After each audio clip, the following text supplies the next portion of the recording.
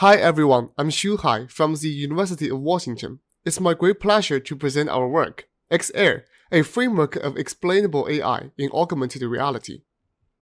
AI and machine learning have greatly advanced interactive systems to enhance our daily lives in many ways. As black box models are increasingly being employed in daily life, we're having more and more concerns about humans misusing AI and losing control.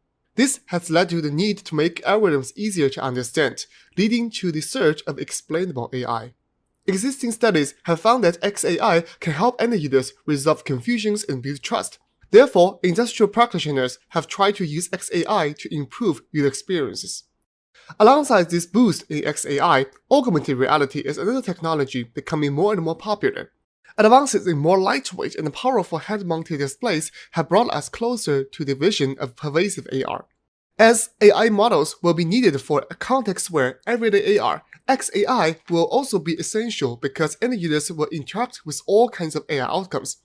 XAI can be useful in many ways, such as making intelligent AI behavior interpretable, resolving confusion or surprise for unexpected AI outcomes, promoting privacy awareness, and building trust. Given the importance of the XAI for AR, we aim to answer the research question about the right way to create effective XAI experience for AR in everyday scenarios. We propose XAIR, a design framework that addresses when, what, and how to provide AI explanations in AR.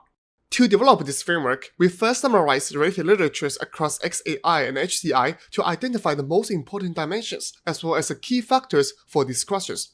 For example, users' goals for having explanations is a factor that answers why an explanation should be shown to users. These define the main structure of the XAIR framework. Then, we conducted 2 studies to obtain insights from the perspectives of both end users and experts. We carried out a large-scale surveys on over 500 end users to collect their preferences about explanations in multiple AR scenarios. We also ran 3 consecutive workshops with 12 experts to iterate on the framework and the dimensions for each sub-question. We obtained a list of insights from these 2 studies. For example, from the end user's perspective, almost 90% of them want XAI in AR, but they also want explanations to be occasional, contextual, and more personalized instead of being always on.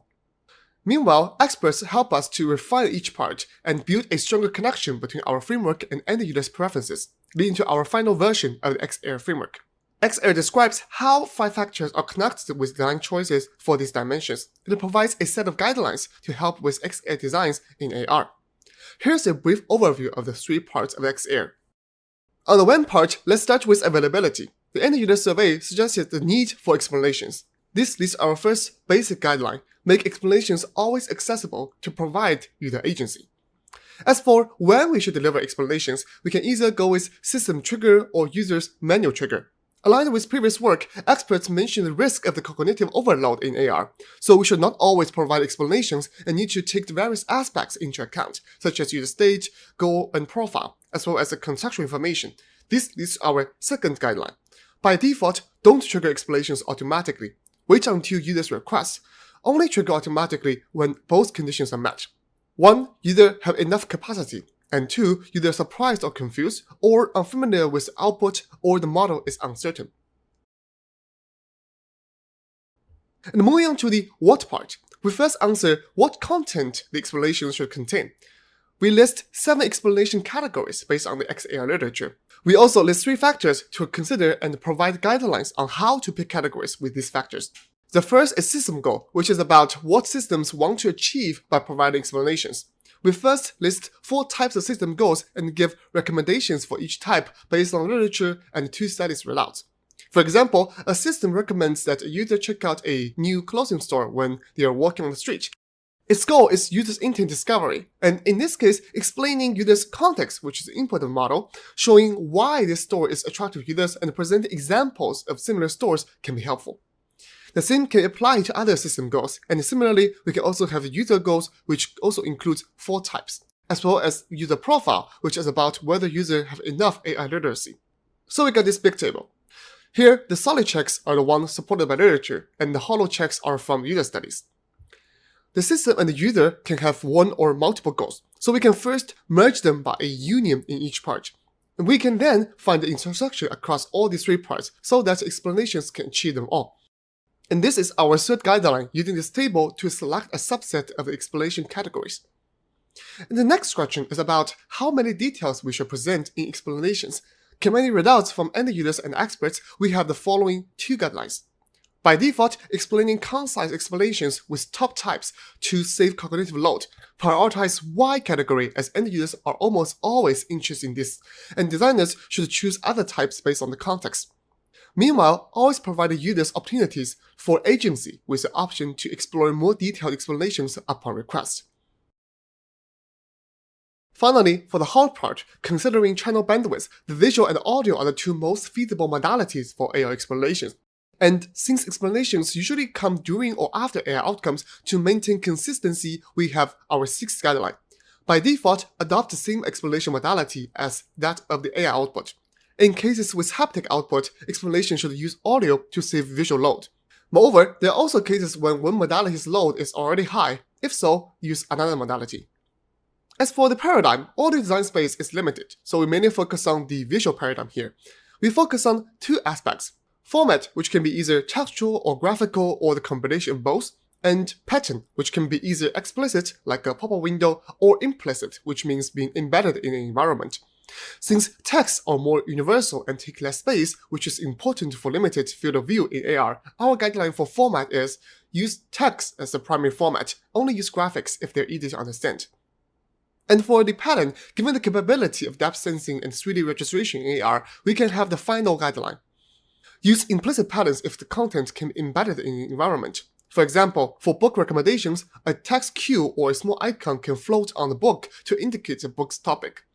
When explanations and environment are not compatible, use explicit patterns, like a pop-up window. This is our XAIR framework. XAI researchers and designers can use the guidelines in XAIR to enhance their design intuition and propose more effective XAI designs for AR scenarios. And we further conducted two studies to evaluate our framework. To verify its utility in supporting designers, the first study invited 10 designers to design 2 real-life AR scenarios. They first start from scratch, and then they learn how to use XAIR and apply it to their design. The results from Creativity Support Index, System Usability Scale, and the interview indicate that XAIR improved exploration, expressiveness, and enjoyment during design, and helped them propose a structured and effective XAI design in AR. Here are design examples of the 2 scenarios.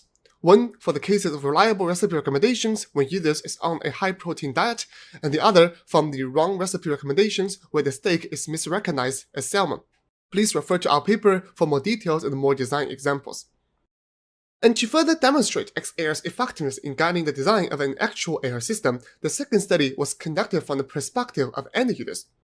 We implemented a real-time intelligent AR system based on the 2 design examples that we have just seen. Users would first set up their preferences. And then, when they open the fridge, the system would use an object recognition model to detect ingredients and recommend dishes based on the user's preferences and available ingredients. In this case, we use a manual trigger as a default and show Y as the input in a concise sentence in text. In the second case, the steak was misrecognized as salmon with a medium level of confidence. The system is aware of this uncertainty, so the explanations pop up automatically with a concise version including input, Y, how to change output, as well as a certainty using color coding. The user can use a button to pick other alternatives, or they can also click to see the detailed version, which also provides options for them to select alternatives.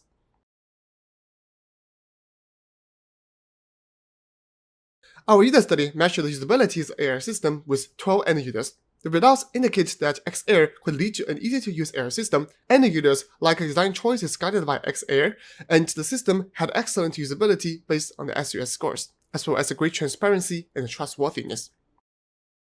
And finally, like any other work, our paper also has some limitations. First, our work envisions some AI techniques that we don't have yet. For example, the current commercial AI headset is still far from detecting our emotions or mental states robustly. Second, our 4 user studies may involve bias. For example, our experts and designers are all from one company, and our last evaluation study did not compare against any other baselines, because there's no AR systems with XAI yet. Third, our current framework includes when, what, and how, but there are many other aspects, such as who and where to explain, and our 5 key factors might also be limited. These are areas to explore in our future work. With this, I'd like to end my talk. I want to thank my wonderful collaborators from Meta Reality Labs and 6 universities, and please find more details in our paper. Thanks.